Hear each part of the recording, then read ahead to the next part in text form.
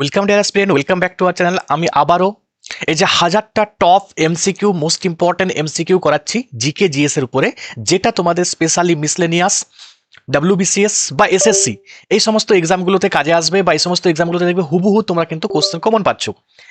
আজকে আমি কিন্তু তার ক্লাস নাম্বার 3 নিয়ে এলাম। এর আগে আমি কিন্তু দুটো ক্লাস করিয়ে দিয়েছি। যারা দুটো ক্লাস এখনো পর্যন্ত দেখোনি তাদের বলবো খুব দ্রুত দেখে নাও। আমি প্লেলিস্ট তৈরি করেছি, সেই প্লেলিস্টে গিয়ে দুটো ক্লাস দেখে নাও। কারণ শুধুমাত্র আমি এখানে এই 40টা এমসিকিউ আলোচনা করেছি এরকম ব্যাপার নয়। এমসিকিউ এর সঙ্গে সঙ্গে মানে আরও ওই রিলেটেড যে সমস্ত পরীক্ষায় কোশ্চেনগুলো আসে সেগুলো কিন্তু আমি সম্পূর্ণ কিন্তু আলোচনা করেছি। তাই আবারও বলবো যে কমপ্লিট করে যাবে বা একদম দেখে যাও, দেখবে তোমরা হুবহু কোশ্চেন কিন্তু কমন পাচ্ছ। চলে আসো, দেখো 41 নাম্বার প্রশ্ন কি আছে? ফাদার অফ ট্যাক্সোনমি, না ট্যাক্সোনমির জনক কাকে বলা হয়? তা ট্যাক্সোনমির জনক জনক বলা হয় অপশন বি, ক্যারোলাস লিনিয়াস। ঠিক আছে, বা কখনো কখনো সি লিনিয়াস, তোমার এই কার্ল লিনিয়াস, মানে ক্যারোলাস লিনিয়াসকে কার্ল লিনিয়াসও বলা হয় কখনো কখনো। ঠিক আছে, ওই একই নেম ক্যারোলাস লিনিয়াস, এনাকে কি বলা হয়? Father of taxonomy. এবং এই ক্যারোলাস লিনিয়াস থেকে আর কি কি প্রশ্ন আসে তোমার নিশ্চয়ই, যারা 9-10 পড়াও তোমার নিশ্চয়ই জানো যে দ্বিপদ নামকরণের জনক কাকে বলা হয়? ইনাকেই কিন্তু বলা হয় কি দ্বিপদ নামকরণ, দ্বিপদ নামকরণের জনক বলা হয়। ঠিক আছে, দ্বিপদ নামকরণের জনক কাকে বলা হয়? ক্যারোলাস লিনিয়াসে। ক্যারোলাস লিনিয়াসের দুটো বিখ্যাত বই প্রচুর কিন্তু পরীক্ষা আসে। একটা হচ্ছে কি না স্পিসিস প্ল্যান্টারাম এবং সিস্টেমা ন্যাচুরি। ঠিক আছে, তাহলে স্পিসিস স্পিসিস প্ল্যান্টারাম প্ল্যান্টেরাম এবং দ্বিতীয় নাম্বার যেটি বই বললাম যে সিস্টেমা ন্যাচুরি, সিস্টেমা ন্যাচুরি। এই দুটি বই বিশাল ইম্পর্টেন্ট, সিস্টেমা ন্যাচুরি এবং স্পিসিস প্ল্যান্টারাম। কার? না ক্যারোলাস লিনিয়াসের দুটো বিখ্যাত বই। তাহলে খুবই গুরুত্বপূর্ণ। শুধুমাত্র ট্যাক্সোনমিক জনক পড়লেই হলো না আমাদের, আমাদেরকে এই দ্বিপদ নামকরণের জনক বা দ্বিপদ নামকরণটা অনেক সময় তোমাদের কিন্তু দ্বিপদ বাংলায় লেখা থাকবে না, সেখানে কি লেখা থাকবে না সেখানে থাকবে বাইনোমিয়াল নোমেনক্লেচার। ঠিক আছে, ওই বাইনোমিয়াল নোমেনক্লেচার যেটা সেটাই কিন্তু দ্বিপদ নামকরণ। ঠিক আছে, চলো নেক্সট 42 বলছে কোন দিন জালিয়ানওয়ালাবাগের হত্যাকাণ্ডে কোন দিন বা কত তারিখে অনুষ্ঠিত হয়েছিল? প্রত্যেকে তোমরা জানো সেই জালিয়ানওয়ালাবাগের যে হত্যাকাণ্ড যেটি হয়েছিল 13 এপ্রিল 1919 খ্রিস্টাব্দে। এখান থেকে প্রচুর প্রশ্ন আসে, জালিয়ানওয়ালাবাগের হত্যাকাণ্ড থেকে অনেক প্রশ্ন আসে। 1 নম্বর প্রশ্ন, যে এই জালিয়ানওয়ালাবাগের হত্যাকাণ্ড হঠাৎ কেন হলো, কি কারণে হলো? এই কারণ একটু ব্যাকগ্রাউন্ড জানতে হবে। তোমরা নিশ্চয়ই জানো যে ইংরেজরা একটি কালা কানুন চালু করেছিল, যেটার নাম হচ্ছে রাউলাট অ্যাক্ট বা রাউলাট আইন। রাউলাট রাউলাট অ্যাক্ট, অ্যাক্ট বা আইন বলতে পারো। এই আইন, যে আইনে মানে ব্রিটিশরা কি করতে পারতো না যাকে খুশি অ্যারেস্ট করতে পারতো। ঠিক আছে, যাকে খুশি অ্যারেস্ট করতে পারতো এবং কোনো রকম কোর্টে তাদেরকে তোলা হতো না, তাদেরকে একদম মানে বন্দি করে রাখা হতো, যেটাকে বলা হয় কালা কানুন বলা হয়। ঠিক আছে, এই রাউলাট অ্যাক্টকে কি বলা হয়? কালা কানুন। তো এইটাকে প্রয়োগ করে সাইফুদ্দিন কিচলু এবং সত্যপাল, পরীক্ষায় কিন্তু আসে। কি বললাম? সাইফুদ্দিন, জাস্ট সাইফুদ্দিন নামটা মনে রাখবে। সাইফুদ্দিন কিচলু এবং এবং ডক্টর সত্যপাল। ঠিক আছে, জাস্ট সত্যপাল মনে রাখবে, সত্যপাল। এই দুজনকে অ্যারেস্ট করা হয়েছিল কোন কানুনের ভিত্তিতে? না রাউলাট অ্যাক্টের ভিত্তিতে, দিয়ে এদেরকে বন্দি করে রাখা হয়েছে। তখন কি হলো না তখন সাধারণ মানুষ এই আইনটার বিরোধিতা করার জন্য এক জায়গায় সংগঠিত হলো। কোন জায়গায় সংগঠিত হলো না অমৃতসরের এই জালিয়ানওয়ালাবাগের যে জায়গা পাঞ্জাবের, সেখানে কিন্তু মানুষ একত্রিত হয়ে এই আইনের বিরোধিতা করলো নিরস্ত্রভাবে, কোনো রকম অস্ত্র বা কোনো রকম ভায়োলেন্স করেনি। কিন্তু দেখা গেল কি না সেই মুহূর্তে কি করা হলো না ব্রিটিশরা, ব্রিটিশদের জেনারেল ডায়ার, অফিসারটার নাম মনে রাখবে। ঠিক আছে, জেনারেল আর ডায়ার, জাস্ট মনে রাখবে জেনারেল আর ডায়ার। আর ডায়ার কি করবে না সেই সময় পুলিশ অফিসার, সে কি করবে? গুলি চালানোর অর্ডার দেবে ওই নিরস্ত্র মানুষগুলোর উপরে। কি করবে? গুলি চালানোর অর্ডার। তখন বহু মানুষকে কি করবে না গুলি করে মারা হবে। তোমরা যারা ফিল্ম যদি কোনোদিন দেখো দেখবে একদম ইনসিডেন্টটা দেখতে পাবে। ওখানে যে কুয়া ছিল সেই কুয়াতে বহু মানুষ কিন্তু পড়ে গিয়েছিল। মানে একটা কি বলবো, কাহিনীটাকে খুব মর্মান্তিক কাহিনী আর কি, যে কাহিনীটাকে হয়তো বর্ণনা সেভাবে করা যাবে না। তুমি যদি ফিল্মটা দেখো তাহলে বুঝতে পারবে কিভাবে নিরস্ত্র মানুষকে গুলি করে মারা হয়েছিল, সেটা নিয়ে ফিল্ম তৈরি হয়েছে। তো যাই হোক, এ কি করবে? আর ডায়ার গুলির অর্ডার দেবে।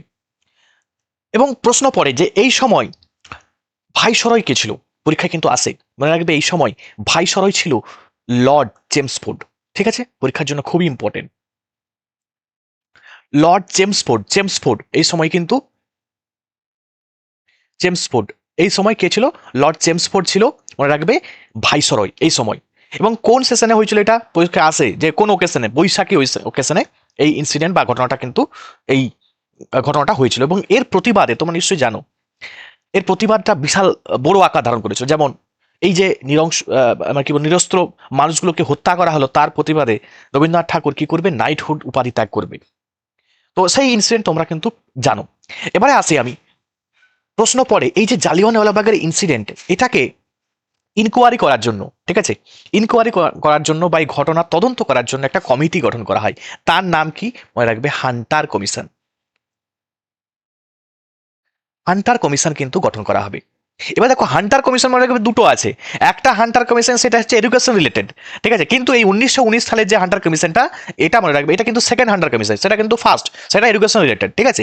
এই যে হান্টার কমিশনটা তৈরি হলো, এটা হচ্ছে জালিয়ানওয়ালাবাগের যে ঘটনা, সেই ঘটনা তদন্ত করার জন্য কি করা হবে? ইংরেজরা একটা হান্টার কমিশন কিন্তু গঠন করবে। ক্লিয়ার? তাহলে এখানে ফায়ারিং এর অর্ডার কে দিল? ফায়ারিং এর অর্ডার জেনারেল আর ডায়ার। এই নামটা মনে রাখবে, জেনারেল আর ডায়ার। ও ডায়ার কিন্তু নয়, তোমরা আমি বলে রাখি, জেনারেল ও ডায়ার যদি পরীক্ষায় আসে, ঠিক আছে, ও ডায়ার কনফিউশন করার জন্য আসলেও আসতে পারে। মানে ও ডায়ার সেই সময় কিন্তু পাঞ্জাবের অ্যাডমিনিস্ট্রেশন সেই সময় কিন্তু এ কিন্তু চালনা করছে। এ কিন্তু কি করবে না, আর ডায়ারকে সাপোর্ট করবে, যে হ্যাঁ তুমি যা করেছো ঠিক করেছো, ঠিক আছে। তো বুঝতে পারছো, মানে এর উপরে আছে আর ও ডায়ার, কিন্তু আর ডায়ার গুলি চালানোর অর্ডার দিয়েছিল। এবারে বিষয়টা হচ্ছে, এই যে ও ডায়ার, এই ও ডায়ারকে হত্যা করবে কে? বুঝতেই পারছো, আমাদের ভারতীয়রা, ঠিক আছে। যেখানে ভগৎ সিং এর মতো মানুষ বসবাস করে, সেখানে বুঝতেই পারছো তো, যে কোনো ইংরেজরা ভুল করে দিবে এবং তাদেরকে শুধরাবে না বা তাদেরকে শাস্তি দেবে না, সে এমনটা কিন্তু নয়। কি করা হলো না, 1940 সালে, ঠিক আছে, মনে রেখেছে উধম সিং, যে আমাদের উপরে অত্যাচার চালিয়েছিল, একে একদম এই উধম সিং একে পুরো একদম লন্ডনে গিয়ে অ্যাসাসিনেশন করবে। লন্ডনে, কোথায়? লন্ডন। বুঝতে পারছো, পালিয়ে গেছে, ছেড়ে চলে গেছে ইংরেজরা, ঠিক আছে। সেই মুহূর্তে হয়তো 1940 সালে আছে ইংরেজরা, বাট বুঝতে পারছো উনি চলে গেছে, যে লন্ডনে বসবাস করছে শান্তিতে। কিন্তু সেই মনে আছে যে 1919 সালের যে হত্যাকাণ্ড ঘটিয়ে গেছে, সুতরাং ওকে তো ছাড়া যাবে না। কি করবে উধম সিং, যে 1940 সালে নাকি অ্যাসাসিনেশন করবে, ওনাকে হত্যা করবে। ক্লিয়ার? চলো পরের প্রশ্ন। Lichen are consider indicator of which type of pollution. বুঝতে পারছো, লাইকেন, এই লাইকেনটা আমি আগের ডেটে পড়িয়েছিলাম, যে এটা হচ্ছে একটা সিম্বায়োটিক রিলেশনশিপ, মিথজীবী সম্পর্ক আছে শৈবাল এবং ছত্রাকের সঙ্গে, ঠিক আছে। মনে রাখবে, শৈবাল প্লাস ছত্রাক, ছত্রাক এবং শৈবালের মধ্যে সিম্বায়োটিক রিলেশনশিপ আছে লাইকেনের। এই কোশ্চেনটি কিন্তু এসেছে, আগে তোমাদের আমি করিয়েছি। তো যা হোক, তো এই লাইকেন কি করে না, লাইকেন মনে রাখবে কিন্তু এই যে বায়ু দূষণ মানে এয়ার পলিউশন যদি হয়, তার ইন্ডিকেটর হিসাবে কিন্তু কাজ করে, ঠিক আছে। অ্যাকচুয়াল বুঝতে পারছো, এই বায়ু দূষণের যে SO2, ঠিক আছে, সালফার ডাই অক্সাইড, এইটা মনে রাখবে এই লাইকেন কিন্তু সালফার ডাই অক্সাইডে অনেকটা কিন্তু সংবেদনশীল। মানে এক কথায় লাইকেন থেকে আমরা বুঝতে পারবো যে লাইকেন যদি, মানে ও কিন্তু ইন্ডিকেটর হিসাবে কাজ করবে যদি বায়ুটা দূষিত হয়। ক্লিয়ার? পরের প্রশ্ন, ইয়েন। বলছে yen is the currency of which country. দেখো দুটো জিনিস, এক হচ্ছে ইয়েন আর একটা হচ্ছে ইউয়ান। ইউয়ান মনে রাখবে, ইয়েনটা হচ্ছে কি হবে না, জাপান। আর ইউয়ানটা মনে রাখবে চাইনা, ঠিক আছে। এবং চাইনার কারেন্সি শুধুমাত্র ইউয়ান নয়, এদের চাইনা আরেকটা কারেন্সি আছে, রেনমিনবি,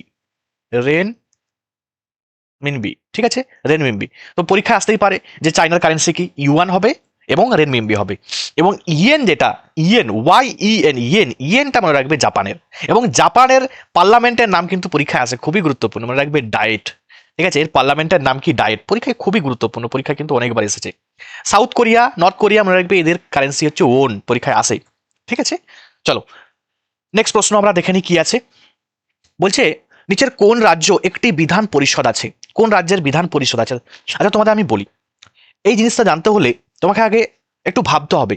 দেখো আমাদের পার্লামেন্টে তোমরা নিশ্চয়ই জানো, যেমন আপার হাউস, লোয়ার হাউস বা প্রেসিডেন্ট আছে, ঠিক একই রকম একটা রাজ্যের ক্ষেত্রে কি থাকে না, লেজিসলেটিভ কাউন্সিল এবং লেজিসলেটিভ অ্যাসেম্বলি থাকে। বোঝা গেল? লেজিসলেটিভ কাউন্সিল এবং লেজিসলেটিভ অ্যাসেম্বলি থাকে। এই লেজিসলেটিভ কাউন্সিলটা কিন্তু সব রাজ্যে থাকে না, বাট লেজিসলেটিভ যে কাউন্সিল আছে, এই তোমার অ্যাসেম্বলি আছে, ঠিক আছে, লেটিভ অ্যাসেম্বলি, অ্যাসেম্বলি মানে যেটাকে আমরা বাংলা ভাষায় বলি বিধানসভা, বিধানসভা, ঠিক আছে। আর এবং এই লেজিসলেটিভ কাউন্সিলটা কি, বিধান পরিষদ। তাই দুটো জিনিস কিন্তু সম্পূর্ণ আলাদা। একটা হচ্ছে বিধানসভা, একটা হচ্ছে বিধান পরিষদ। তো বিধান পরিষদ মনে রাখবে, সমস্ত রাজ্যের কিন্তু বিধান পরিষদ নেই। বিধান পরিষদ কার আছে না, টোটাল 6টি রাজ্যের আছে, কটা আছে? 6টি রাজ্য। এবারে ম্যাক্সিমাম ছেলেমেয়েরা বলতে পারে না বা ভুলে যায় যে কোন কোন জায়গায় বিধান পরিষদ আছে। তোমাদের আমি জাস্ট একটু একটা গল্পের মাধ্যমে বলি। তো যে রাজ্যগুলো বিধান পরিষদ আছে তারা বলছে যে আমাদের তো বিধান পরিষদ আছে, তুম কব বানাওগে আপনার বিধান পরিষদ, ঠিক আছে, তোমরা কবে তোমাদের বিধান পরিষদ বানাবে? তাহলে তুম কব, এই ট্রিক্স মনে রাখো, তুম, তুম কব, KAB, ঠিক আছে। তাহলে তুম থেকে আমরা কি ভাব, টি মনে হয় বুঝতে পারছো, এবার টি থেকে তামিলনাড়ু হয় কিন্তু তামিলনাড়ু নয়, মনে রাখবে তেলেঙ্গানা। এবারে দেখো তোমাকে মনে রাখতে হবে যে কোনটা কি, ঠিক আছে, তেলেঙ্গানা, ক্লিয়ার, তেলেঙ্গানা। ইউটা কি না উত্তরপ্রদেশ, আমি শর্টে লিখে দিলাম। এমটা কি মহারাষ্ট্র, মহারাষ্ট্র, মহারাষ্ট্র। কেটা কি, এবারে কে দিয়ে কেরালাও আছে, কে দিয়ে কর্ণাটকা আছে, মনে রাখবে এটা কিন্তু কেরালা হবে নি, কর্ণাটক হবে, কর্ণাটকা, ঠিক আছে, কর্ণাটক। আচ্ছা, এ দিয়ে কি না, এ দিয়ে কিন্তু মনে রাখবে এখানে অন্ধ্রপ্রদেশ হবে, ঠিক আছে, অন্ধ্রপ্রদেশ, অন্ধ্রপ্রদেশ, অরুণাচল প্রদেশ কিন্তু নয়, অন্ধ্রপ্রদেশ। এবং দেখো বি দিয়ে কি হয়ে যাবে না, বিহার, বিহার। তাহলে এইভাবে কিন্তু মনে রাখতে হবে তোমাদের। দেখো আমরা দেখলাম নিচের দিকে কেরালা আছে, তামিলনাড়ুও আছে, কিন্তু তামিলনাড়ুও হলো না, কেরালাও হলো না, হয়েছে কি কর্ণাটকও হয়েছে, তেলেঙ্গানাও হয়েছে, অন্ধ্রপ্রদেশও হয়েছে। তাহলে এগুলো মনে রাখবে, এগুলো সবই হচ্ছে কি আছে, বিধান পরিষদ আছে 6টি জায়গার। বাট বাকি সমস্ত বুঝতে পারছো 28টা রাজ্য, 8টা কেন্দ্রশাসিত অঞ্চল আছে, এই যে রাজ্যগুলোর সবার কিন্তু মনে রাখবে বিধানসভা আছে। যেমন আমাদের ওয়েস্ট বেঙ্গল, আমাদের ওয়েস্ট বেঙ্গলের মনে রাখবে বিধান পরিষদ কিন্তু নেই, আমাদের শুধুমাত্র বিধানসভা আছে। তোমরা কমেন্টে জানাবে আমাদের বিধানসভাতে টোটাল সিটের সংখ্যা কত, ঠিক আছে, নাম্বার অফ সিট কত, অবশ্যই তোমরা কিন্তু কমেন্টে জানাবে। এবং আমি বলে রাখি তোমাদের আরেকটা কোশ্চেন পরে, এই যে লেজিসলেটিভ কাউন্সিল এর আর্টিকেল কত নম্বর আর্টিকেল ডিল করে বলতো? 169 নম্বর আর্টিকেল, 169, 169 নম্বর আর্টিকেলে মনে রাখবে এই যে রাজ্যের যে লেজিসলেটিভ কাউন্সিল সেটা সৃষ্টি বা বিলোপ সম্পর্কে কিন্তু লেখা আছে, ঠিক আছে, ক্রিয়েশন বা ওটাকে অ্যাবলিশ দুটোই কিন্তু লেখা আছে মনে রাখবে 169 নম্বর আর্টিকেলে। এবার তোমাদের বলে রাখি যে 169 থেকে জাস্ট একটু বাড়িয়ে দাও, কি করবে না 1969 মানে শুধু একটা 9 অ্যাড করে দিলাম। এখান থেকে জিনিস মনে রাখতে হবে, আমাদের ওয়েস্ট বেঙ্গল, ঠিক আছে, ওয়েস্ট বেঙ্গলের লেজিসলেটিভ কাউন্সিল কিন্তু ছিল, সেটা কিন্তু অ্যাবলিশ করা হয়েছে কবে না, এই অ্যাবলিশ করা হয়েছে, অ্যাবলিশ, অ্যাবলিশ, ঠিক আছে, অ্যাবলিশড হয়েছে মনে রাখবে 1969, মনে রাখতে পারবে। স্যার মনে থাকছে না, ঠিক আছে, মনে থেকে যাবে। ইসরো কবে তৈরি হয়েছিল? ইসরো, ইসরো তৈরি হয়েছিল 1969 সালের 15 আগস্ট। তাহলে 1969 সাল, সেই সালেই কিন্তু মনে রাখবে আমাদের লেজিসলেটিভ কাউন্সিল কার, ওয়েস্ট বেঙ্গলের, বারবার বলছি ওয়েস্ট বেঙ্গলের লেজিসলেটিভ কাউন্সিল কিন্তু অ্যাবলিশ করা হয়েছিল। এবং যেটা কত নম্বর আর্টিকেলে আছে, ঠিক আছে, আর্টিকেলটা 169 নম্বর আর্টিকেলে। দেখো একটা 9 অ্যাড করেছি শুধু, ঠিক আছে, একটা 9 কিন্তু আমি ওখানে মাঝে অ্যাড করেছি। এইভাবে কিন্তু মনে রাখো, দেখবে কোনোদিন ভুলবে না, আমি একদম 100% অ্যাসিওরেন্স তোমাদের দিতে পারি। বাট তোমাদের ক্লাসগুলো দেখতে হবে, একটু ছেড়ে দেখে গেলাম বা শুধু অ্যান্সারগুলো করে গেলাম হবে না বাবা, এভাবে কিন্তু হয় না, চাকরি এভাবে হয় না, ঠিক আছে, সব সময় রিলেটেড ভাবে পড়তে হবে তোমাকে, একটার সঙ্গে আরেকটা সম্পর্ক মানে বানিয়ে তোমাকে পড়তে হবে। চলো তাহলে এখানে কোশ্চেন কি ছিল না, নিচের কোন রাজ্যের একটি বিধান পরিষদ আছে? তাহলে বলার প্রয়োজন নেই এখানে আর, আমি সব অলরেডি বলেই দিয়েছি। দেখতে পাচ্ছ হিমাচল প্রদেশের নেই, আসামের নেই, ঠিক আছে, মধ্যপ্রদেশের নেই, কার আছে? অন্ধ্রপ্রদেশের আছে, অন্ধ্রপ্রদেশ তেলেঙ্গানা কাছাকাছি দুর্গেরই আছে, মনে রাখতে হবে। ইউপির আছে, মনে রাখতে হবে, এগুলো এই 6টা রাজ্যের আছে। NNP বলছে what is net national product, net national প্রোডাক্টটা কি? মনে রাখবে নেট ন্যাশনাল প্রোডাক্ট হচ্ছে এই GNP minus depreciation, GNP minus depreciation. Depreciation মানে কি? অবক্ষয়। ধরো কোনো কিছুকে তুমি ব্যবহার করছো, ব্যবহারের ফলে দেখবে তার মানে মূল্য কিন্তু কমে যায়, সেটাকে বলা হয় ডেপ্রিসিয়েশন, ঠিক আছে। তাহলে NNP, জিএনপি মাইনাস ডেপ্রিসিয়েশন। এবার প্রশ্ন পড়ে, যেমন আমাদের ন্যাশনাল ইনকাম, এটা কি বলতো? ন্যাশনাল ইনকামটা বলা রাখবে NNPFC, এটা মনে রাখবে আমাদের ভারতবর্ষের ন্যাশনাল ইনকাম, NNPFC। এটা জাস্ট মনে রাখো যে নেট ন্যাশনাল প্রোডাক্ট, ঠিক আছে, net national product factor cost, এটা মনে রাখবে আমাদের ন্যাশনাল ইনকাম, বোঝা গেল? এটাকে দেখে ন্যাশনাল ইনকাম কিন্তু মানে গণনা কিন্তু করা হয়, এটা জাস্ট মনে রাখবে তোমরা। আচ্ছা আচ্ছা, লিখে দিই আমি তোমাদের, যেটা এটা দ্বারা ন্যাশনাল ইনকাম, ন্যাশনাল ইনকাম পরীক্ষায় কিন্তু WBCS বা এই সমস্ত এক্সামে কিন্তু আসতে পারে, মিসলেনিয়াসও আসতে পারে। আচ্ছা, তোমাদের এখান থেকে একটা জাস্ট রিলেশনশিপ বলবো যেটা পরীক্ষায় কিন্তু প্রচুর আসে, সেটা কি না জিএনপি সমান GDP, GDP plus net factor, factor, net factor income from from abroad, net factor income from abroad. তো এটা খুবই গুরুত্বপূর্ণ, VVI, খুবই গুরুত্বপূর্ণ, তোমাদের মনে রাখতেই হবে। তাহলে NNP সমান কি বললাম? GNP minus depreciation, option A কিন্তু সঠিক উত্তর হয়ে যাবে। আর এই যে দেখতে পাচ্ছ এই জায়গাটা, এই জায়গাটা এই সেম জিনিস, ঠিক আছে, শুধুমাত্র এটা NNP ছিল না, NNP নয়, এটা জিএনপি সমান, জিএনপি সমান GDP plus net factor income from abroad, মানে বিদেশ থেকে নেট ফ্যাক্টর ইনকাম আর কি। তো এটা মনে রাখবে, নেট ফ্যাক্টর ইনকাম আমাদের ভারতবর্ষের ক্ষেত্রে কিন্তু নেগেটিভ। ঠিক আছে, মানে ব্যাপারটা হচ্ছে আমাদের ভারতীয়রা বাইরে থেকে কত টাকা ইনকাম করে নিয়ে আসছি আমরা, আর বাইরের বিদেশের লোকেরা আমাদের এখান থেকে কত টাকা ইনকাম করে নিয়ে যাচ্ছে। ঠিক আছে, এই টাকা বলা হয় একসঙ্গে যদি প্লাস মাইনাস করা হয় সেটাকে বলা হয় net factor income from abroad. তো এক্ষেত্রে দেখা যায় কি না, আমাদের দেশ থেকে বেশি ইনকাম করে কিন্তু অন্য কেউ নিয়ে যাচ্ছে, মানে বাইরের লোকরা নিয়ে যাচ্ছে, এই জন্য এটাকে বলা হচ্ছে নেগেটিভ। এটা নেগেটিভ ইনকাম, মানে আমরা বাইরে থেকে কম ইনকাম করে নিয়ে আসছি, আমরা ডলার কম নিয়ে আসি। ঠিক আছে, চলো 47 নম্বর প্রশ্ন বলছে, ম্যাডাম ভিকাজি কামা স্টুটগার্ডে যে ত্রিবর্ণ জাতীয় পতাকা উত্তোলন করেছিলেন তা ব্রিটিশ ভারতে কে পাচার করেছিলেন বা কে নিয়ে এসেছিলেন ব্রিটিশ ভারতে? মানে রাখবে ইন্দুলাল ইয়াগনিক, অপশন সি হয়ে যাবে সঠিক উত্তর। হতে পারে এটা একটু ওয়ার্ড কোশ্চেন, বাট এখান থেকে মিসলেনিয়াস একটি কোশ্চেন এসেছিল যে মাদাম কামা কোথায় এই পতাকা উত্তোলন করেছিল। ঠিক আছে, এই যে ট্রাই কালার যে ভারতীয় পতাকা সেটা কোথায় উত্তোলন করেছিলেন? মনে রাখবে প্রথম ভারতীয় মহিলা যে বিদেশের মাটিতে ভারতের পতাকা উত্তোলন করছে সেটা 1907 সালে তিনি কিন্তু এই মাদাম কামা করেছিল। কোথায়? জার্মানির স্টুটগার্ডে। ঠিক আছে, জার্মানির কোথায়? জার্মানির স্টুটগার্ড। পরীক্ষার জন্য খুবই গুরুত্বপূর্ণ, স্টুটগার্ট।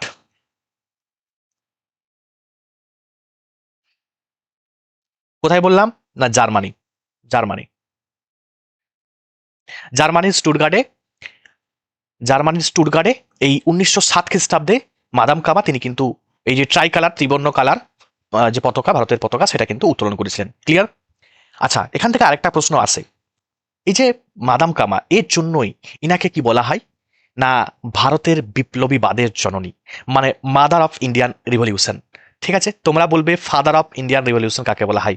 তাহলে mother of Indian Indian revolution. বুঝতেই পারছো, ভারতের বিপ্লবীবাদের জনক কাকে বলা হয়? তোমরা কিন্তু বিপ্লববাদের জনক, আমি এটা কিন্তু জননী বলেছি, তোমরা জনক কাকে বলে অবশ্যই কিন্তু কমেন্টে জানিও। পরের প্রশ্ন বলছে, what does NIU stand for the information technology. তাহলে ইনফরমেশন বা তথ্য প্রযুক্তিতে এনআইইউ বলতে কি বোঝায়? তো এনআইইউ বলতে মনে রাখবে এই যে network interface unit, option B এটাই কিন্তু সঠিক উত্তর হয়ে যাবে। আর দেখো, অনেক সময় আমি তোমাদের বারবার বলছি যে কিছু কিছু জিনিস তোমাদের মনে রাখতে হবে। একটা কোশ্চেন খুব গুরুত্বপূর্ণ আসে, ল্যান। ল্যানের ফুল ফর্ম কি? ঠিক আছে, মনে রাখবে ল্যানের ফুল ফর্ম হচ্ছে লোকাল এরিয়া এরিয়া নেটওয়ার্ক। এটা কিন্তু অনেকবার দেখেছি, কিন্তু পরীক্ষায় এসেছে। তাহলে ল্যানের ফুল ফর্ম কিন্তু অবশ্যই তোমরা করে যাবে। ক্লিয়ার? চলো next, which of the following is not a part of the auxiliary memory of a computer system. তাহলে একটা কম্পিউটার সিস্টেমের সহায়ক মেমোরি যেটা অক্সিলারি মেমোরির অংশ নয় কোনটি? তাহলে প্রাইমারি মেমোরি যেটা হবে সেটাই হবে। তাহলে এখানে প্রাইমারি মেমোরি কোনটি আছে? মনে রাখবে এই যে প্রমটা মনে রাখবে primary memory. Programmable read only memory full form কিন্তু পরীক্ষার জন্য ভিভিআই। আমি বললাম তোমরা কিন্তু অবশ্যই কমেন্টে লিখবে। ঠিক আছে, কমেন্টে অবশ্যই লিখবে প্রোগ্রামেবল রিড অনলি মেমোরি, কমেন্টে কিন্তু অবশ্যই লিখবে। আচ্ছা, এবারে মেমোরির ব্যাপারটা তোমাদের আমি আসি। অক্সিলারি মেমোরি বা যেটাকে আমরা বাংলা ভাষায় বলি সেকেন্ডারি মেমোরি। তো সেকেন্ডারি মেমোরির কয়েকটা এক্সাম্পল আমি তোমাদের দিই। কি কি আছে দেখে নিলে, ফ্লপি ডিস্ক আছে, সিডি রম আছে, ম্যাগনেটিক টেপ আছে। ঠিক আছে, আমরা বলি না এই যে সিডি বলি, আমরা ডিভিডি বলি, তাই তো? এই যে সিডি ডিভিডি এগুলো কি বলতো, এগুলো সবই হচ্ছে অক্সিলারি বা সেকেন্ডারি মেমোরি। ঠিক আছে, আর প্রাইমারি মেমোরি কোনগুলিকে বলা হয়? প্রাইমারি প্রাইমারি মেমোরি মনে রাখবে এই যে র্যাম, এই যে রম। ঠিক আছে, ফুল ফর্মগুলো অবশ্যই কমেন্টে লিখবে তোমরা। Random access memory, read only memory. আর তোমাদের একটু আগে বললাম প্রম এটা হবে প্রোগ্রামেবল রিড অনলি মেমোরি। ঠিক আছে, তো এইগুলো মনে রাখবে, এইগুলো কিন্তু সবই প্রাইমারি মেমোরি। এগুলো কি? এগুলো কিন্তু প্রাইমারি। ক্লিয়ার? তাহলে প্রাইমারি সেকেন্ডারি মেমোরি পরীক্ষায় কিন্তু আসে। আচ্ছা, এখান থেকে একটা কোশ্চেন আসে, র্যাম রম এদের মধ্যে কোনটা ভোলাটাইল এবং কোনটি নন ভোলাটাইল? মনে রাখবে র্যাম যেটা এটা হচ্ছে তোমার ভোলাটাইল। ঠিক আছে, ভোলাটাইল মেমোরি এটা। এই যে রম যেটা সেটা কিন্তু মনে রাখবে নন ভোলাটাইল, এটা হচ্ছে নন ভোলাটাইল মেমোরি। ক্লিয়ার? চলো নেক্সট প্রশ্ন, global climate change alliance is an initiative of which organization. তাহলে বিশ্ব জলবায়ু পরিবর্তন জোট কার উদ্যোগে? ঠিক আছে, মনে রাখবে এটা যেটা তোমার অনুষ্ঠিত হয়েছিল, তো এটা মনে রাখবে কার উদ্যোগে? না ইউরোপিয়ান ইউনিয়ন। এবার ইউরোপিয়ান ইউনিয়ন থেকে একটা কোশ্চেন খুবই গুরুত্বপূর্ণ আসে যে এর হেডকোয়ার্টার কোথায়? মনে রাখবে বেলজিয়ামের ব্রাসেলস। বেলজিয়াম বেলজিয়াম ঠিক আছে, বেলজিয়ামের ব্রাসেলসে মনে রাখবে এর হেডকোয়ার্টার ইউরোপিয়ান ইউনিয়ন। এবং খুবই আরেকটা গুরুত্বপূর্ণ আছে, সেটি পরীক্ষায় আসছে, যেমন ন্যাটো। ঠিক আছে, নর্থ আটলান্টিক ট্রিটি অর্গানাইজেশন, তোমরা অবশ্যই কমেন্টে জানাবে নামটা। তো এই ন্যাটোর হেডকোয়ার্টার কোথায়? ন্যাটোর হেডকোয়ার্টার তোমরা রাখবে বেলজিয়ামের ব্রাসেলস। এবং ইউরোপিয়ান ইউনিয়নের হেডকোয়ার্টার কোথায়? বেলজিয়ামের ব্রাসেলস। পরীক্ষার জন্য গুরুত্বপূর্ণ। পরেরটাই বলছে ভারতের প্রথম কমিউনিকেশন স্যাটেলাইট। দেখো এই যে যোগাযোগ উপগ্রহ আর শুধু উপগ্রহ, যদি বলতো ভারতের প্রথম উপগ্রহ কোনটি, ভারতের প্রথম উপগ্রহ মনে রাখবে, ভারতের প্রথম স্যাটেলাইট সেটি হচ্ছে আর্যভট্ট। ঠিক আছে, এটি হচ্ছে ভারতের ভারতের প্রথম প্রথম উপগ্রহ উপগ্রহ তাহলে ভারতের প্রথম উপগ্রহ আর্যভট্ট। ভারতের প্রথম কমিউনিকেশন স্যাটেলাইট, তখন কিন্তু উত্তরটা চেঞ্জ হয়ে যাবে, তখন মনে রাখবে অ্যাপেল, অপশন ডি হয়ে যাবে সঠিক উত্তর। ক্লিয়ার? আচ্ছা, আবারও একটা তোমাদের কিছু কোশ্চেন আমি বলি। এই যে আর্যভট্ট কত খ্রিস্টাব্দে লঞ্চ হয়েছিল? 1975। পরীক্ষার জন্য গুরুত্বপূর্ণ, ভিভিআই মনে রাখো। কোথা থেকে লঞ্চ হয়েছিল? না, ভারতবর্ষ থেকে নয়। কোথা থেকে? ইউএসএসআর, রাশিয়া থেকে। বাট এটা মনে রাখবে, ইসরো ইসরো কিন্তু এটা তৈরি করেছিল। ফার্স্ট ভারতবর্ষের প্রথম স্যাটেলাইট মানে ইসরো তৈরি করছে। ঠিক আছে, বাট লঞ্চ হয়েছিল কোথা থেকে? লঞ্চ যেটা হবে সেটা কিন্তু ভারতের যে লঞ্চার থেকে কিন্তু নয়। ঠিক আছে, মানে তোমার এটা তোমার ইউএসএসআর মানে রাশিয়ার কিন্তু সহযোগিতায় রাশিয়া থেকে কিন্তু এটাকে লঞ্চ করা হয়েছিল। তারপরে 1980 খ্রিস্টাব্দে 1980 খ্রিস্টাব্দে রোহিণী, এটাকে বলা হয় ভারতের প্রথম ইন্ডিজেনাস স্যাটেলাইট। ঠিক আছে, যদিও এটা আর্যভট্ট ভারতের তৈরি, কিন্তু ওই মানে ওখান ভারতবর্ষের যে ভারতের তৈরি যে লঞ্চার থেকে, মানে ভারতের ইন্ডিজিনিয়াস লঞ্চার থেকে কিন্তু এটাকে লঞ্চ করা হয়েছিল রোহিণীকে 1980 খ্রিস্টাব্দে। তাহলে পরীক্ষায় আসতেই পারে যে প্রথম ভারতবর্ষ থেকে লঞ্চ হওয়া স্যাটেলাইট কোনটি, তখন মনে রাখতে হবে রোহিণী, তখন কিন্তু আর্যভট্ট হবে না। পরীক্ষার জন্য গুরুত্বপূর্ণ কোশ্চেন, কিন্তু ভেবে চিনতে উত্তর করবে। The region of the earth where life exist is called. তাহলে বুঝতে পারছো, পৃথিবীর গ্রহের যে অঞ্চলে প্রাণ আছে তাকে আমরা কি বলবো? যেখানে প্রাণ আছে, যেখানে জীব আছে, সেখানে আমরা জীবমণ্ডল বলবো, বায়োস্ফিয়ার বলবো, অ্যাটমসফিয়ার, বায়ুমণ্ডল। ঠিক আছে, জিওস্ফিয়ার মানে ভূগোলার্ধ, এগুলো হবে না কিন্তু। যেখানে জীব আছে সেটাকে আমরা বলবো জীবমণ্ডল। এক কথায়, এত বেশি আমরা অন্যদিকে যাব না। আচ্ছা, তোমাদের একটা কথা আমি বলা হলো না, তোমরা অবশ্যই কমেন্টে জানাবে তো, এই অ্যাপেলের ফুল ফর্মটা কি? ঠিক আছে, এই অ্যাপেল বলতে যে অ্যাপেলের মোবাইল বা এইসব ব্যবহার করছে এগুলো কিন্তু নয়, এই অ্যাপেলের একটা ফুল ফর্ম আছে। ঠিক আছে, তোমরা কিন্তু কমেন্টে জানাও, খুবই গুরুত্বপূর্ণ, পরীক্ষায় কিন্তু এসেছে, আমি বললাম প্রিভিয়াস ইয়ারের কোশ্চেন। বলছে which of the following award is exclusively related to music. তাহলে মিউজিকের সঙ্গে এখানে কোন অ্যাওয়ার্ডটি রিলেটেড, যুক্ত? তোমরা রাখবে মিউজিকের সঙ্গে রিলেটেড, এটা হচ্ছে মিসলেনিয়াসে আসা প্রশ্ন, খুবই গুরুত্বপূর্ণ প্রশ্ন। তো এটা সঠিক উত্তর হয়ে যাবে কি না? Grammy award, option A. ঠিক আছে, বাকি যেগুলো অস্কার দেখতে পাচ্ছ, এই অস্কার অ্যাকচুয়াল তোমাদের ফিল্ম, বিভিন্ন ফিল্মে হয়, দেওয়া হয়, দেখেছো? ফিল্ম বা তোমরা এক কথা বলতে পারো সিনেমার জগৎ আর কি। ঠিক আছে, পুরো সিনেমা জগতে, এই সিনেমার জগতে অস্কার, এই যে ক্যানি অ্যাওয়ার্ডস, ঠিক আছে, ক্যানি অ্যাওয়ার্ডটা মনে রাখবে, এটা ফিল্ম ফেস্টিভ্যাল অ্যাওয়ার্ড, এটা কিন্তু পরীক্ষা আসে, ফিল্ম ফেস্টিভ্যাল আর কি। চলো নেক্সট, বলছে what is the visible surface of sun called. তাহলে সূর্য আলোকিত পৃষ্ঠতলকে কি বলা হয়? সূর্যের আলোকিত, বুঝতে পারছো, আলো মানে যেখানে থাকবে সেখানে ফটো থাকবে, তাহলে কি হবে? ফটোস্ফিয়ার হবে। ফটোস্ফিয়ার, অপশন এ হয়ে যাবে সঠিক উত্তর। ঠিক আছে, ফটোস্ফিয়ার পরীক্ষার জন্য খুবই গুরুত্বপূর্ণ। আচ্ছা, এবার তোমাদের আমি একটু বলি যে সান, সূর্য থেকে কয়েকটা জিনিস মনে রাখতে হবে। সূর্যের মধ্যে কি কি গ্যাস আছে? না, হাইড্রোজেন আছে, হিলিয়াম আছে। Hydrogen, hydrogen plus helium, helium. তাহলে সান, সূর্যের মধ্যে হাইড্রোজেন, হিলিয়াম গ্যাস আছে। সূর্যের মধ্যে নিউক্লিয় সংযোজন হয় না নিউক্লিয় বিভাজন হয়? পরীক্ষায় কিন্তু প্রচুর আসে। মনে রাখবে নিউক্লিয় সংযোজন, নিউক্লিয় সংযোজন মানে নিউক্লিয়ার ফিউশন বলা হয়, নিউক্লিয়ার ফিউশন নট ফিশন। ঠিক আছে, ফিউশন, নিউক্লিয়ার ফিউশন, ফিশন কিন্তু নয়, এই যে ফিশন নয়। ঠিক আছে, ফিশন কিন্তু নয়, নিউক্লিয়ার ফিশন নয়, কিন্তু ফিউশন, ইউ। তো এখানে মনে রাখার ট্রিক্স আমি বললাম, যে ইউ আছে এখানে, সানেরও এখানে ইউ আছে, তাহলে কিন্তু মনে রাখতে পারবে তোমরা, আশা করি। ঠিক আছে, খুবই গুরুত্বপূর্ণ।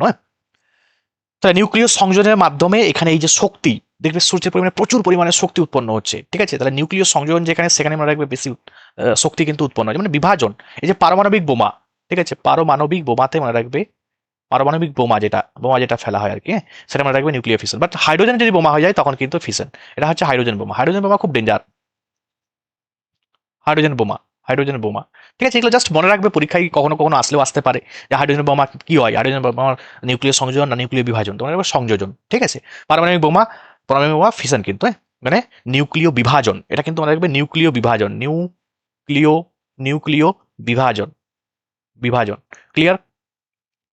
আচ্ছা, 49, 49তম প্যারালাল লাইন বাউন্ডারি কোন কোন কান্ট্রির মাঝে আছে? খুব গুরুত্বপূর্ণ প্রশ্ন একটা কিন্তু, বা কোন কোন দুটি দেশের মধ্যে সীমানা তৈরি করে এই 49তম প্যারালাল লাইন? তোমার রাখবে 49তম প্যারালাল লাইন যেটি আছে সেটা হচ্ছে ইউএসএ এবং কানাডার মাঝে আছে। কি কি? USA Canada. দেখো এখান থেকে কিছু গুরুত্বপূর্ণ প্রশ্ন কিন্তু পরীক্ষায় বারবারই আসে, যেমন ইন্ডিয়া পাকিস্তান। ইন্ডিয়া পাকিস্তানে মনে রাখবে র্যাডক্লিফ লাইন, পরীক্ষায় প্রচুর আসে। র্যাডক্লিফ র্যাডক্লিফ লাইন আছে, র্যাডক্লিফ লাইন প্লাস আমরা নিশ্চয়ই জানি ওয়াঘা বর্ডার, ঠিক আছে, ওয়াঘা বর্ডার যেটা পাঞ্জাবে আছে, ওয়াঘা বর্ডার পাঞ্জাবে আছে, এটাও কিন্তু ওই পাঞ্জাব মানে বুঝতে পারছো, পাকিস্তান এবং ইন্ডিয়ার মাঝে আছে ওয়াঘা বর্ডার। এবং তোমার এলএসি এলওসি আছে, ঠিক আছে, এলওসি আছে, লাইন অফ কন্ট্রোল আছে। আর LAC line of actual control সেটা মনে রাখবে ইন্ডিয়া চায়নার মাঝে কিন্তু আছে। আচ্ছা, এই যে নর্থ কোরিয়া সাউথ কোরিয়া, এটা খুবই পরীক্ষার জন্য গুরুত্বপূর্ণ, মনে রাখবে 38তম 38তম প্যারালাল লাইন কিন্তু এখানে আছে, ঠিক আছে। 38তম প্যারালাল প্যারালাল লাইন কোথায় অবস্থিত? না নর্থ কোরিয়া এবং সাউথ কোরিয়ার মাঝে আছে 38তম প্যারালাল লাইন, পরীক্ষার জন্য বিশাল ইম্পর্টেন্ট। তোমাদের জাস্ট বলে রাখি, একটা পরীক্ষায় প্রচুর আসে ম্যাকমোহন লাইন, ঠিক আছে, ম্যাকমোহন লাইন মনে রাখবে ইন্ডিয়া চায়না, পরীক্ষায় প্রচুর আসে। ইন্ডিয়া চায়না, ইন্ডিয়া চায়নার মাঝে আছে কি ম্যাকমোহন লাইন। এবং বললাম তোমাদের এখানে এলএসিও পাবে তোমরা, লাইন অফ অ্যাকচুয়াল কন্ট্রোল যেটাকে আমরা বলি, ঠিক আছে। তো এগুলো মনে রাখবে ইন্ডিয়া চায়নার কিন্তু বর্ডারে আছে।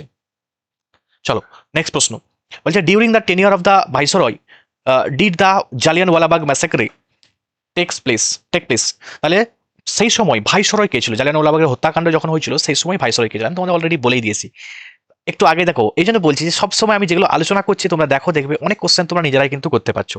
তাহলে কি হবে? লর্ড চেমসফোর্ড, লর্ড চেমসফোর্ড মনে রাখবে জালিয়ানওয়ালাবাগের যে ইনসিডেন্ট, যেটা 1919 সালের 13 এপ্রিল যে ইনসিডেন্ট হয়েছিল সেই সময় কিন্তু ছিল।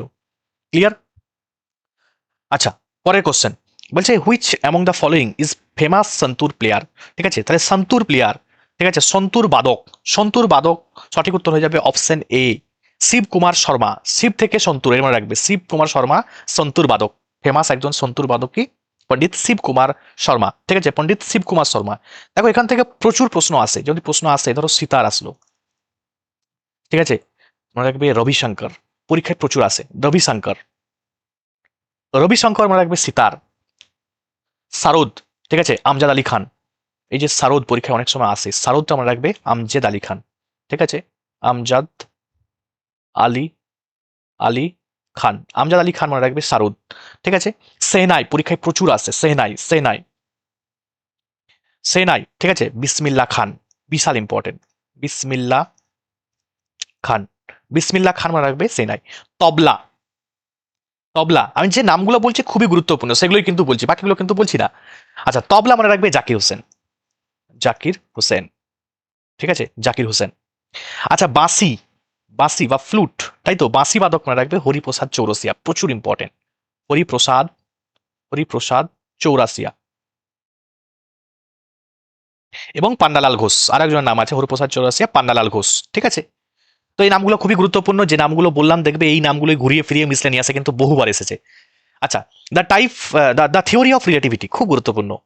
আপেক্ষিকতাবাদের জনক কাকে বলা হয়? না আপেক্ষিকতাবাদের জনক বলা হয় অ্যালবার্ট আইনস্টাইনকে, পরীক্ষা আসে।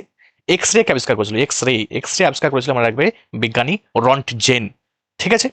আচ্ছা, এবারে অ্যালবার্ট আইনস্টাইন থেকে আমি তোমাদের কয়েকটা পয়েন্ট বলবো, মানে যেটা বলছি সেটাকে একটু ডিটেলস বলি, তাহলে কি হয় তোমাদের পরীক্ষায় যদি আসে তাহলে কিন্তু পারবে তোমরা। প্রথম প্রশ্ন, অ্যালবার্ট আইনস্টাইন কবে নোবেল প্রাইজ তিনি পেয়েছিলেন? না তিনি তিনি নোবেল প্রাইজ, ঠিক আছে, তিনি নোবেল প্রাইজ পেয়েছিল কবে? না 1921 খ্রিস্টাব্দে, খুবই গুরুত্বপূর্ণ, 1921 খ্রিস্টাব্দে অ্যালবার্ট আইনস্টাইন নোবেল প্রাইজ পেয়েছিলেন। এবং কিসের জন্য নোবেল প্রাইজ পেয়েছিলেন তিনি? না তিনি নোবেল প্রাইজ পেয়েছিলেন ফটো ইলেকট্রিক ইফেক্টের জন্য, আলোক তড়িৎ ক্রিয়া বা photo electric effect, photo electric effect, ঠিক আছে, ফটো ইলেকট্রিক ইফেক্টের জন্য তিনি কিন্তু নোবেল প্রাইজ পেয়েছিলেন কত খ্রিস্টাব্দে? 1921 খ্রিস্টাব্দে। এবং তিনি আপেক্ষিকতাবাদের জনক ছিলেন, ঠিক আছে, বা আপেক্ষিক তত্ত্ব, আপেক্ষিকতাবাদের তত্ত্ব কে দিয়েছিলেন? এবং এই অ্যালবার্ট আইনস্টাইন তোমরা নিশ্চয়ই জানো যে তিনি হচ্ছে এই ই সমান এমসি স্কোয়ার, এইটা এই থিওরিটা কিন্তু দিয়েছিলেন, এই ফর্মুলাটা ই সমান এমসি স্কোয়ার, ঠিক আছে, ই সমান এমসি স্কোয়ার, এই ফর্মুলাটা কে দিয়েছিলেন? না অ্যালবার্ট আইনস্টাইন দিয়েছিলেন। পরেরটা 59 নম্বর কোশ্চেন, বলছে সারের ফার্টিলাইজার রিভলিউশন, তাহলে ফার্টিলাইজার রিভলিউশন কোন রঙের সঙ্গে যুক্ত? ফার্টিলাইজার, এটা মনে রাখবে গ্রে রিভলিউশন, ধূসর, ঠিক আছে, গ্রে, পরীক্ষায় প্রচুর ইম্পর্টেন্ট, ঠিক আছে। আমি তোমাদের জাস্ট কয়েকটা বলে দিচ্ছি, তুমি বুঝতে পারছো গ্রিন রিভলিউশন সম্বন্ধে তোমরা প্রত্যেকে জানো, আলাদা করে বলার প্রয়োজন নেই, ঠিক আছে। যেখানে গম এবং স্পেশালি গমের জন্য ধান গম বুঝতে পারছো, এর উপর গ্রিন রিভলিউশন। হোয়াইট রিভলিউশন যদি বলা হয় মিল্ক, ঠিক আছে। ব্লু রিভলিউশন, আচ্ছা একটু লিখে দিই তোমাদের। হোয়াইট যদি বলে মনে রাখবে মিল্ক। আচ্ছা যদি বলা হয় ব্লু, ব্লু পরীক্ষায় প্রচুর আসে ফিশ, ঠিক আছে, ফিশ মনে রাখবে ব্লু। আচ্ছা সিলভার যদি পরীক্ষা আসে, সিলভার রিভলিউশন, না সিলভার রিভলিউশন মনে রাখবে এগস, ঠিক আছে, এগস অথবা পোলট্রি, অনেক সময় পোলট্রিও কিন্তু দিয়ে দেয়, পোলট্রি, পোলট্রি, ঠিক আছে। আচ্ছা অনেক সময় তোমাদের দিয়ে দেই যে রাউন্ড রিভলিউশন, ঠিক আছে, রাউন্ড, তখন মনে রাখবে পটেটো, পটেটো। অনেক সময় দিয়ে দেয় হর্টিকালচার বা ফ্রুট রিভলিউশন, ঠিক আছে, তো ফ্রুটস মনে রাখবে এটা গোল্ডেন রিভলিউশন, গোল্ডেন, গোল্ডেন রিভলিউশনটা মনে রাখবে এটা কার সঙ্গে যুক্ত, না ফ্রুটস বা হর্টিকালচারের সঙ্গে, ঠিক আছে। তো এইগুলো কিন্তু পরীক্ষায় প্রচুর আসে, বারবার আসে, একটু দেখে নিও ভালো করে। আচ্ছা আজকের লাস্ট প্রশ্ন বলছে who for the battle of Plassey against the East India Company. তাহলে ইস্ট ইন্ডিয়া কোম্পানির বিরুদ্ধে পলাসির যুদ্ধ, তোমাদের আগে একটু একটা কমেন্টে জানাবে যে ব্যাটেল অফ পলাসিটা কোথায়, পলাসির যুদ্ধক্ষেত্রটা কোথায়, কোন জেলাতে হয়েছিল, আমাদের ভারতবর্ষে কোন জেলায়, আমাদের পশ্চিমবঙ্গের কোন কোন জেলায় হয়েছে অবশ্যই কিন্তু কমেন্টে জানাবে। আচ্ছা কার বিরুদ্ধে হয়েছিল, সিরাজউদ্দৌলার বিরুদ্ধে, ঠিক আছে। সিরাজউদ্দৌলার বিরুদ্ধে কত খ্রিস্টাব্দে হয়েছিল এই ব্যাটেল অফ পলাসি, পলাসির যুদ্ধটা কত খ্রিস্টাব্দে হয়েছিল, পরীক্ষা এটা বেশি আসে, একদম 150 মনে রাখবে, 23শে জুন 1757 খ্রিস্টাব্দে। 1957 অনেকে করে দেয় না, 1757 খ্রিস্টাব্দে 23শে জুন ব্যাটেল অফ পলাসি বা পলাসি যুদ্ধ হয়েছিল, যেখানে একদিকে ছিল তোমার সিরাজউদ্দৌলা বাংলার নবাব ভার্সেস ওইদিকে ছিল east India company. East India কোম্পানির কে ছিল, না রবার্ট ক্লাইভ, রবার্ট ক্লাইভ, ঠিক আছে, রবার্ট ক্লাইভ, CLIV, হ্যাঁ। তো দেখো তাহলে রবার্ট ক্লাইভ এবং এদিকে সিরাজউদ্দৌলা, এর মধ্যে যুদ্ধ হবে ব্যাটেল অফ পলাসি, পলাসিতে কে জয়লাভ করবে অবশ্যই তোমরা কমেন্টে জানাবে। তাহলে আজকে এই 20টা কোশ্চেন আমি করালাম, আশা করছি তোমাদের এই সিরিজটা ভালো লাগছে, তোমাদের রেসপন্স আমি ভালো পাচ্ছি। তো আমি আবারও এইভাবে আমি কিন্তু চেষ্টা করছি তোমাদের মিসলেনিয়াস কমপ্লিট হওয়ার আগে 1000টা MCQ তোমাদের করাবো, এবং যেগুলো তোমাদের, যাতে তোমরা মিসলেনিয়াসে অ্যাটলিস্ট জিকে কোশ্চেন যেগুলো থাকবে সেগুলো যেন হুবহু পুরো কমন পাও, এবং সেই অনুযায়ী কিন্তু আমি ক্লাসগুলো করাচ্ছি। আশা করছি এই ক্লাসগুলো যদি তোমরা ভালো করে দেখে চাও, শুধুমাত্র আমার ক্লাস এর মানে MCQ দেখলে হবে না, যেগুলো আমি এক্সট্রা পয়েন্ট আলোচনা করছি সেগুলো কিন্তু অবশ্যই দেখবে, কারণ সেই রিলেটেড যা যা MCQ আছে আমি সব কিন্তু অ্যাড করে দিচ্ছি এর মধ্যেই, ঠিক আছে। তো আজকে এখান পর্যন্ত আমি ক্লাস করলাম, তোমরা অবশ্যই জানিও এই ক্লাসগুলো কেমন লাগছে তোমাদের, এবং নতুন কোনো সিরিজ যদি তোমাদের প্রয়োজন হয় অবশ্যই কিন্তু কমেন্টে জানাবে। আজকের ভিডিও এখান পর্যন্ত, থ্যাঙ্কস ফর ওয়াচিং, প্রত্যেকে ভালো থাকবে।